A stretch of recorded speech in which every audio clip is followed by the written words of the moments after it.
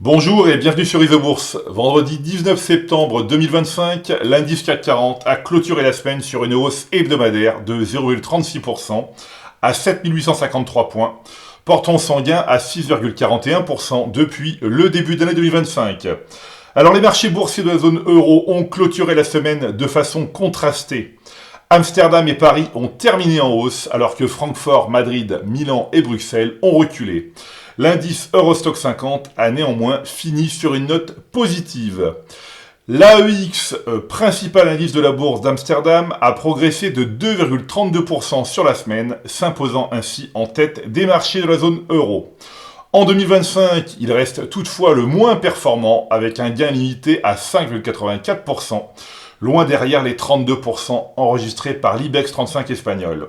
Alors cette semaine, l'AEX a été porté par l'envolée de 15% d'ASML, leader mondial des équipements pour la fabrication de semi-conducteurs et première pondération de l'Eurostoxx 50.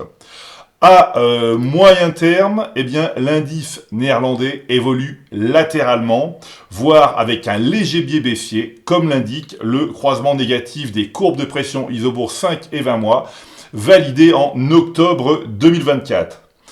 Comme évoqué dans la précédente chronique Isobourse, l'indice phare de la Bourse de Paris se rapproche toujours d'un potentiel croisement haussier entre les courbes de pression Isobourse 5 et 20 mois, une configuration inédite depuis la tentative avortée de mars 2025. Alors si ce signal se confirme d'ici la fin septembre, il pourrait marquer un tournant dans la tendance de fond. Les 7 dernières séances du mois seront donc déterminantes pour évaluer la capacité de l'indice à valider ce signal et ouvrir la voie à une reprise à moyen terme. L'analyse maintenant de l'Eurostoxx 50, donc, qui regroupe les 50 principales capitalisations de la zone euro, montre que près de 70% des valeurs composant l'indice évoluent actuellement dans une tendance défavorable à moyen terme.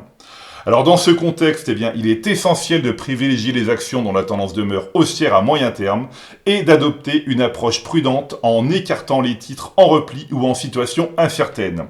Concrètement, cela revient à éviter les valeurs dont les courbes de pression Isobourse 5 et 20 mois affichent une dynamique négative. Cette semaine, l'action ASML a enregistré la plus forte progression de l'Eurostoxx 50 avec un gain spectaculaire de 15%. Bien que cette hausse redonne de l'élan au titre du fabricant de machines pour puces électroniques, il convient de rester prudent. Le modèle Isobourse continue d'indiquer une tendance encore complexe à moyen terme, suite au croisement négatif des courbes de pression 5 et 20 mois validées en août 2024. La vigilance reste donc de mise en attendant la confirmation d'un éventuel signal haussier. Côté également à la bourse d'Amsterdam, l'action Prosus figure parmi les plus fortes hausses hebdomadaires de l'Eurostoxx 50 avec un gain de plus de 4%. Le titre du groupe mondial de l'Internet grand public évolue dans une tendance haussière à moyen terme depuis la validation en mai 2024 du croisement positif des courbes de pression 5 et 20 mois. Depuis le signal, le titre a bondi de 66%, illustrant à la fois la solidité du mouvement enclenché et la fiabilité de l'indicateur de pression Isobourse. Avec un repli de 2% cette semaine, l'action Pernod Ricard reste sous pression à moyen terme. Elle évolue dans une configuration baissière depuis le croisement négatif des courbes de pression Isobourse 5 et 20 mois, validé en août 2023. Depuis le signal Isobourse, le titre du leader mondial des vins et spiritueux a perdu la moitié de sa valeur. Enfin, comment passer sous silence Banco Santander, la meilleure performance de l'Eurostoxx 50 en 2025, dont le cours a presque doublé. Le modèle Isobourse a identifié une tendance haussière à moyen terme sur la banque espagnole depuis fin décembre 2022, avec une progression remarquable de 240% depuis le croisement haussier des courbes de pression Isobourse 5 et 20 mois.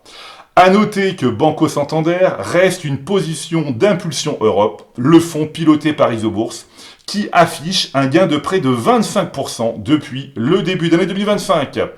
Voilà, eh bien écoutez, c'est maintenant à vous de faire le point de vos valeurs en portefeuille avec Isobourse.